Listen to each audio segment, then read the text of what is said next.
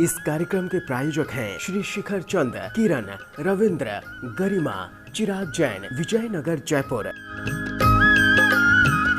श्री अशोक कुमार, रतनलाल जैन, नूतन, Gautam, Prachi, Aditya, doctor सलोनी निरंजन, अरहन, आराध्य Mehta, 49 Balchand terrace, Tardeo road, Mumbai. Shri Shantilal सी मेहता, सागर विहार, 45 कुलपति मुंशी मार्ग, चौपाटी, मुंबई। श्रीमती पुष्पा जैन, श्रीमती कुसुम जैन, श्रीमती संतोष जैन, शिल्पा जैन, श्री अश्विनी जैन, कबाड़ी बाजार, सराफा, सहारनपुर, उत्तर प्रदेश। स्वर्गीय श्रीमती उषा जैन, धर्मपत्नी श्री शिखर चंद जैन सिंघाई की 6ठी पुण्य स्मृति के उपलक्ष्य में मनोज जैन, संध्या जैन, प्रद्युम्न जैन, मोनिका जैन, उमेश जैन, अनुराधा जैन, आगरा निवासी एवं समस्त सिंघाई परिवार।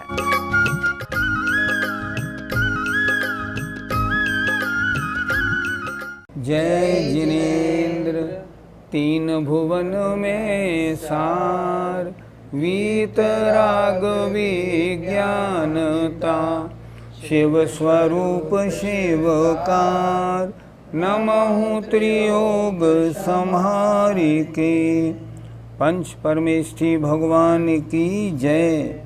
संत शिरोमणि आचार्य विद्यासागर जी महाराज की जय। आज जो पहले 4 लाइन पढ़ाई जाएंगी उसमें ये बताया जाएगा कि जब ये आत्मा सिद्ध या मुक्त अवस्था को प्राप्त हो जाती है तब वहाँ करती क्या है। आइए ध्यान से हम इसको सुने और समझें। निज माहि लोक आलोक गुण पर जाय प्रतिबिंबित थये। निज माहि लोक आलोक गुण पर जाय प्रतिबिंबित थये। रही है अनंतानंत काल यथा तथा शिव परिणये। रही है अनंतानंत काल यथा तथा शिव परिणये।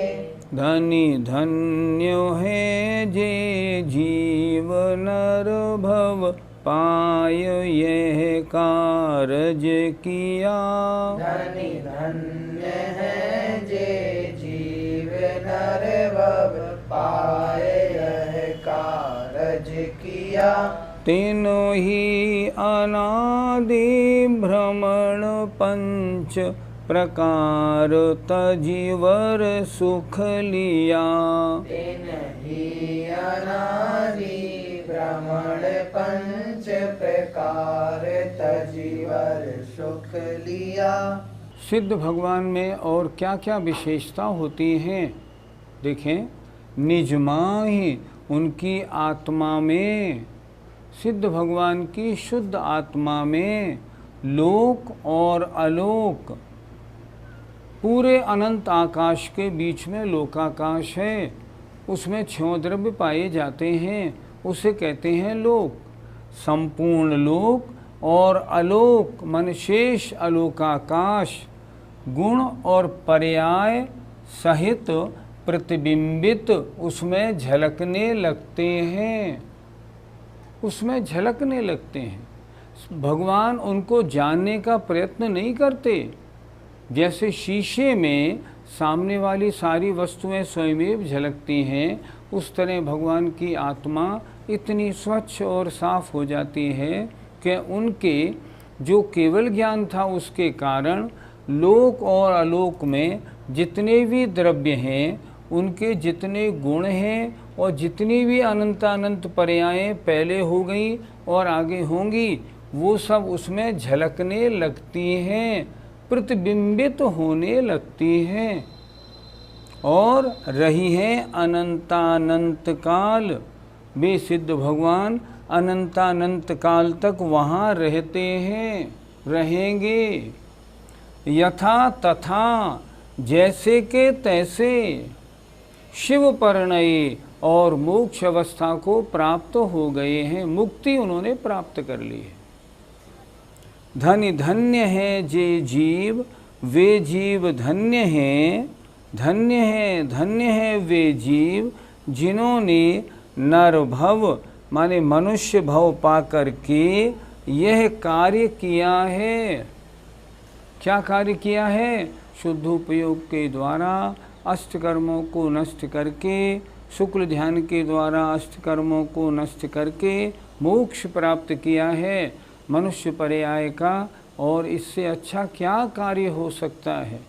इसलिए यहाँ क्या लिखा?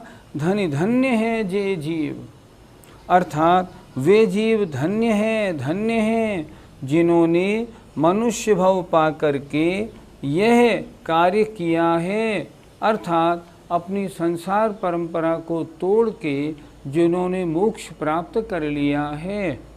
और तिन्ही उन्होंने ही अनादि भ्रमण, अनादिकाल का जो संसार भ्रमण था, पंच प्रकार माने पंच परावर्तन रूप, उसको तजे, उसको छोड़ करके वर माने श्रेष्ठ उत्तम सुख को प्राप्त कर लिया है।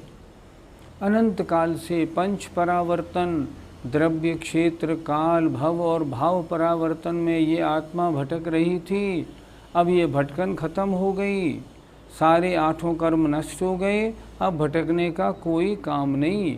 इस सबको भटकन को छोड़ के अब जिन्होंने मोक्ष सुख को प्राप्त कर लिया है। फिर देखें, उन्होंने ही अनादि से जो भ्रमण, पंच प्रकार का जो भ्रमण हो रहा था, उसको छोड़कर श्रेष्ठ सुख प्राप्त कर लिया है। पंडित जी, क्या सिद्ध भगवान को समस्त द्रव्यों को जानने की इच्छा नहीं होती है? किसी भी वस्तु को जानने की इच्छा या तो राग से होती है या द्वेष से होती है। जिस वस्तु के प्रति हमारा राग द्वेष नहीं, उसको जानने की हमारी इच्छा होती ही नहीं।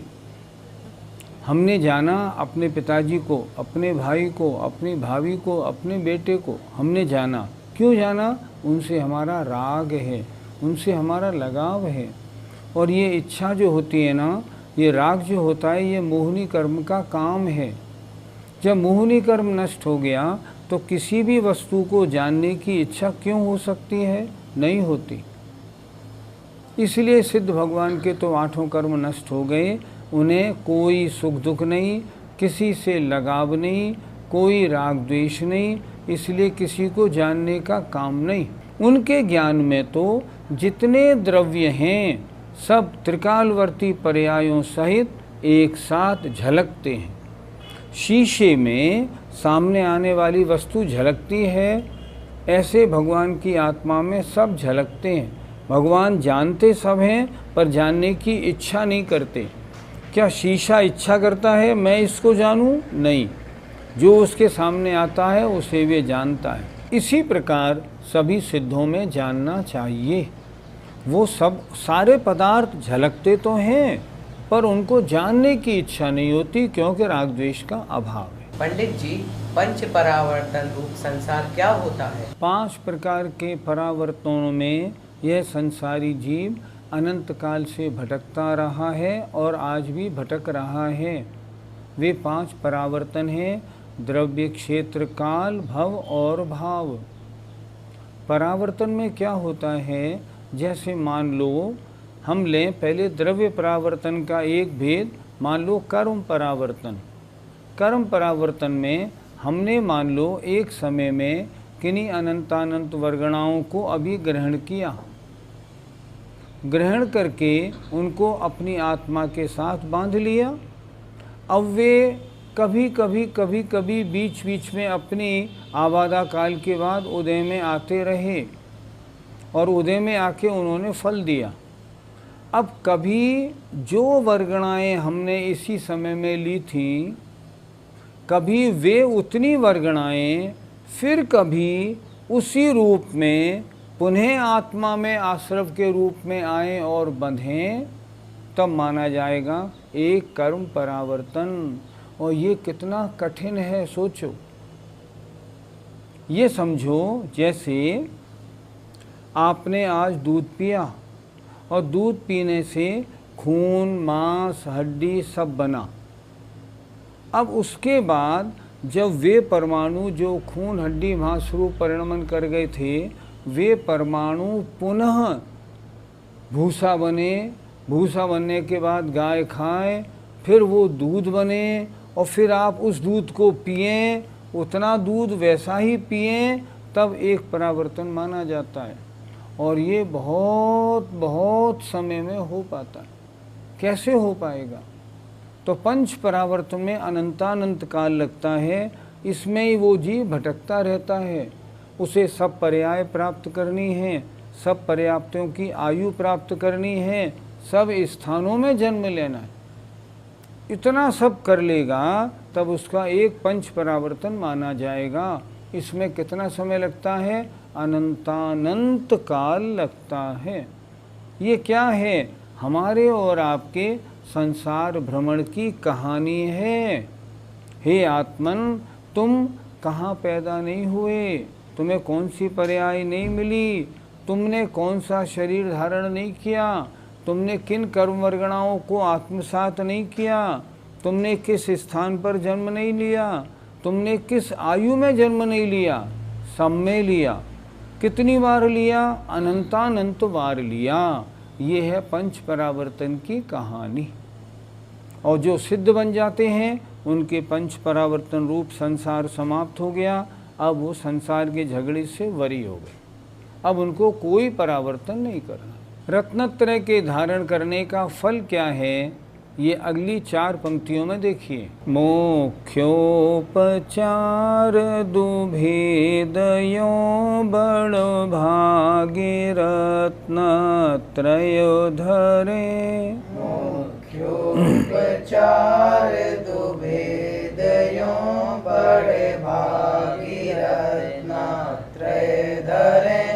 अरु धरेंगे ते शिव लहे, तिन सुयस जल जगमल हरे। अरु धरेंगे ते शिव लहे, तिन सुयस जल जगमल हरे।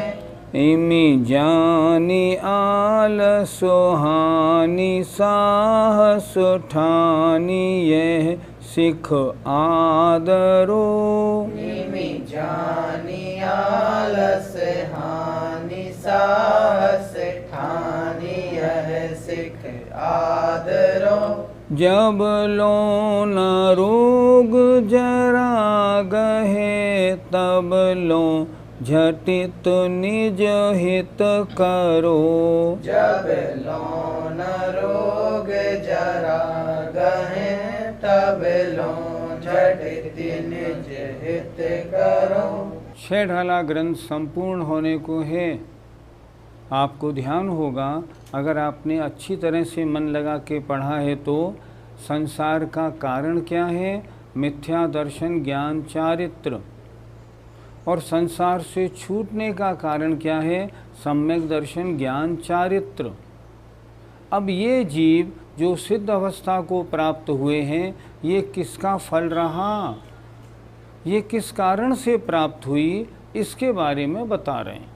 ये सब रत्नत्रय का फल है। देखिए, मुख्य उपचार, मुख्य माने निश्चय और व्यवहार, दुभेद 2 प्रकार के, यों माने इस प्रकार, रत्नत्रय माने रत्नत्रय को, बड़भागी माने भाग्यशाली जीव धारण करते हैं। रत्नत्रय 2 प्रकार का है, निश्चय रत्नत्रय और व्यवहार रत्नत्रय। क्या कह रहे हैं? मुख्य माने निश्चय रत्नत्रय, उपचार माने व्यवहार रत्नत्रय। इस प्रकार दुभेद 2 प्रकार के, यों माने इस प्रकार, रत्नत्रय माने रत्नत्रय को बड़े भाग्यशाली जीव धारण करते हैं। और धरेंगे, और आगे इस रत्नत्रय को धारण करेंगे। ते शिवलहें, वे सब मोक्ष को प्राप्त करेंगे। तिन सुयश, उनकी, सुयश माने उनकी कीर्ति रूपी जल से संसार अपने मल को नष्ट करता है। जब वो शिव को मोक्ष को प्राप्त कर लेंगे तो हम जैसे अज्ञानी मूढ़ संसारी जीव उनका गुणगान करके अपने आत्मा के साथ लगे हुए कर्म मल को नष्ट कर लेंगे। कितना सुंदर लिखा है, देखिए। अरु धरेंगे, जिन्होंने रत्नत्रय धारण किया है वे मोक्ष पहुँचेंगे, और आगे जो धारण करेंगे वे भी मोक्ष को प्राप्त करेंगे। और उनके सुयश माने उनकी कीर्ति रूपी जो जल है ना, भगवान कैसे हैं, ऐसे हैं। उनका कीर्ति रूपी जल संसारी जीवों के कर्म मल को हरता है। भगवान का स्तवन करने से कर्मों की निर्जरा होती है। इमि जान, ऐसा जानकर, ये दो पंक्तियां बहुत सुंदर लिखी हैं। इनको तो दिन भर स्मरण रखना चाहिए, बार बार याद करना चाहिए। ये शिक्षा है। इमि जान, ऐसा जानकर हम क्या करें? आलस हानि, आलस को छोड़कर। हमने व्रतों को धारण नहीं किया, क्यों नहीं किया? हम आलसी हैं, हम प्रमादी हैं। हम कर सकते हैं, क्यों नहीं कर सकते? फिर भी हम कमज़ोर हैं, आलसी हैं। दौलत राम जी कह रहे हैं, आलस हानि, आलस को छोड़कर, साहस ठानी, हिम्मत बांध करके, साहस को ठान कर, कमर कसकर, यह सिख आदरो, इस शिक्षा का आदर करो। मेरी इस शिक्षा को अपने सिर माथे पे रखो। क्या है शिक्षा आपकी? जब लो जब तक न रोग जरा गहे, रोग माने बीमारियां और बुढ़ापा तुमको जकड़ नहीं लेता है। क्या करें? जब तक रोग माने बीमारी और बुढ़ापा तुमको ना पकड़ ले, ना जकड़ ले, तब तक झटत माने शीघ्र ही, जल्दी, निज माने अपना, हित माने कल्याण के कार्य को कर लो। जब बूढ़े हो जाओगे, हाथ पैर हमारे आपके बेकार हो जाएंगे, फिर हम अगर बात करेंगे आत्म कल्याण की, हो पाएगी? कुछ भी नहीं हो पाएगी। तो कह रहे हैं जब तक बुढ़ापा नहीं आया, और यदि हमें कोई बीमारी लग गई, कैंसर हो गया और कोई बीमारी, लकवा लग गया, ब्रेन हेमरेज हो गया, कुछ भी हो गया, आजकल ये बीमारियां बहुत चल रही हैं। और अगर कोई ऐसी बीमारी हो गई और हमने खाट पकड़ ली, फिर आत्म कल्याण क्या होगा? बुढ़ापे में कोई आपको सुनाएगा तत्वार सूत्र तो सुन नहीं पाएंगे, कान बेकार हो जाएंगे। आपसे पढ़ने की बात बोली जाएगी, आँख बेकार हो गई, वो भी नहीं चलेंगी।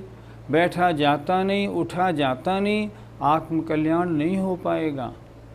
कुछ लोग कहते हैं कि मोक्ष के मार्ग में लगना तो बुढ़ापे का काम है, बचपन का काम नहीं। आचार्य कहते हैं गलत। हमेशा कल्याण का कार्य 55 से नहीं, बचपन से शुरू करो। शुरू से ही धर्म ध्यान में बराबर लगे रहो। हम सबके पास टाइम है, लेकिन हम सब आलसी हैं, मोक्ष मार्ग की बात नहीं करते। कितना सुंदर लिखा इन्होंने, यह जानकर आलस को छोड़ो। अरे बहुत आलस कर लिया, सारा जीवन यूं ही फालतू कामों में निकाल दिया।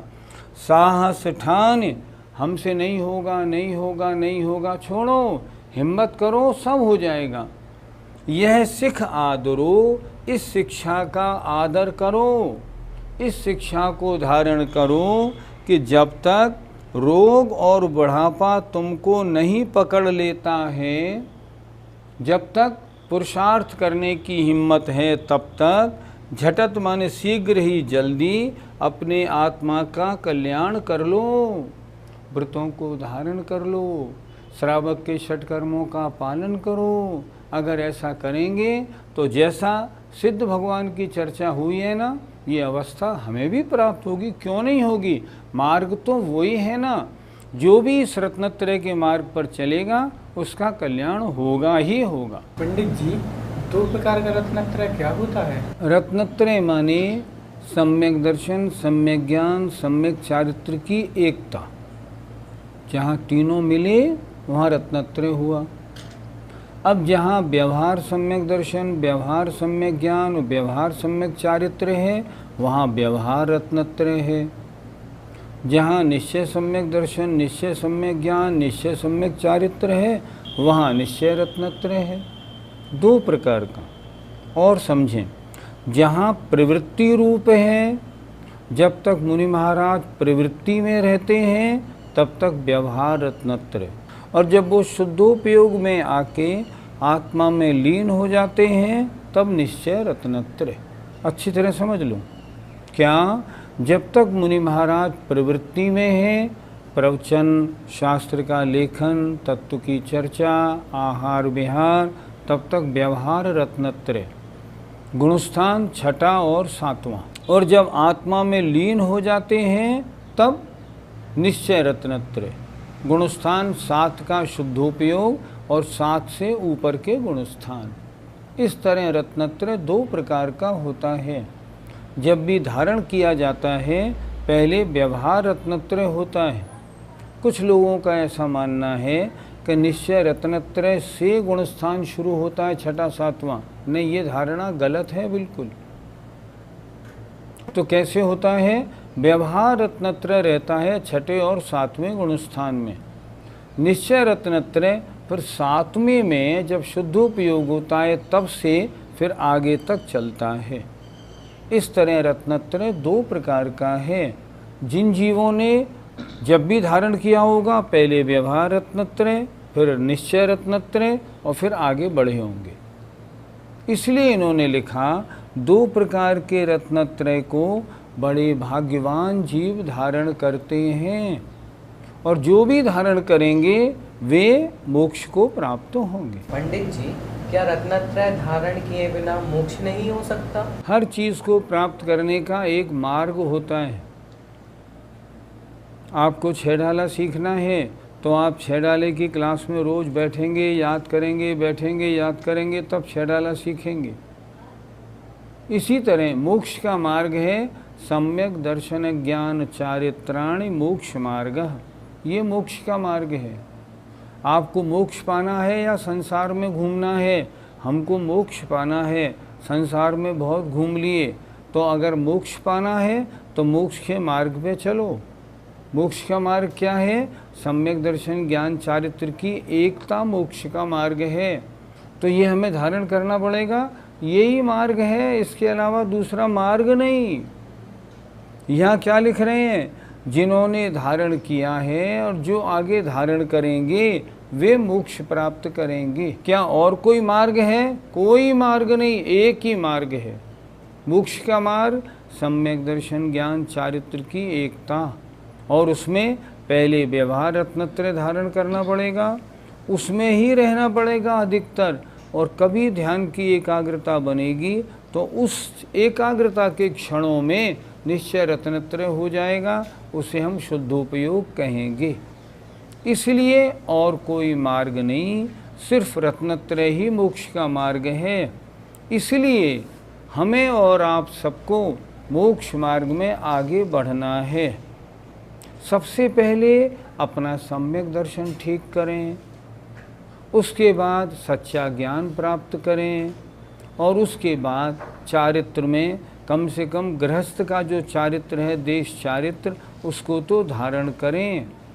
बिना चारित्र धारण किए अगर हमारा अंतिम समय आ गया तो ये पर्याय बेकार हो जाएगी। केवल पढ़ने से काम नहीं बनता। आजकल कुछ लोग ऐसे हो गए हैं जो दिन भर स्वाध्याय तो करते हैं, व्रतों को धारण नहीं करते। उनका स्वाध्याय करना ऐसा है जैसे बकरे के गले में थन, तो उस थनों को निचोड़ो तो उसमें से दूध नहीं निकलता। ऐसे नहीं, आप पढ़ते चलिए और बढ़ते चलिए। टोडरमल जी ने लिखा है स्वाध्यायी 2 प्रकार के हों, भोगार्थी और धर्मार्थी। जो सांसारिक अपनी आमदनी आदि के लिए स्वाध्याय करते हैं वो भोगार्थी हैं, पैसा कमाने को। और जो आत्म कल्याण के लिए स्वाध्याय करते हैं वे तो पढ़ते चलें और त्याग करते चलें। इसलिए स्वाध्याय का आनंद है, प्रवचन सुनने का आनंद है, हमारी क्लास में बैठने का आनंद है। हम सुनते चलें, अपना मन बनाते चलें और आगे बढ़ते चलें।